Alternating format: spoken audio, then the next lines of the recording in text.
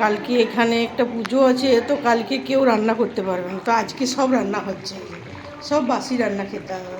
এই যে মাছের তরকারি হচ্ছে একটা, এটা ভাত, এইটা হচ্ছে এই যে মাংস ওবেলা হয়েছিল দুপুরে,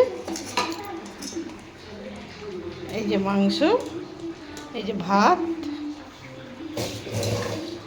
এইখানে এই যে পরোটা করে রাখলাম কালকে সকালে টিফিনের জন্য, এই যে কুলকো শাক আলু বড়ি দিয়ে পোস্ত, এইটা কাঁকড়া পিঠে সকালে বানিয়েছি, এইটা রাত্রের হচ্ছে কুমড়ো দিয়ে মটর দিয়ে আলু দিয়ে বিট গাজর সব দিয়ে ফুলকপি দিয়ে একটা সবজি করেছি।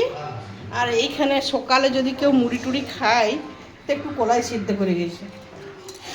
এই যে এগুলো সব কালকে বাসি খাওয়া হবে।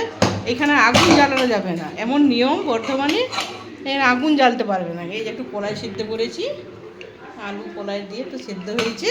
এই সব রান্না কালকে সব বাসি করে ঠান্ডাগুলো খেতে হবে আমাদের। হ্যাঁ, বর্ধমানে এটাই নিয়ম, ব্রহ্মদেবের পুজো হবে, ওই জন্যে আগুন জ্বালানো যাবে না। কেমন হয়েছে তোমরা জানাবে, একটু চ্যানেলটাকে সাবস্ক্রাইব করে দেবে। টাটা বন্ধুরা।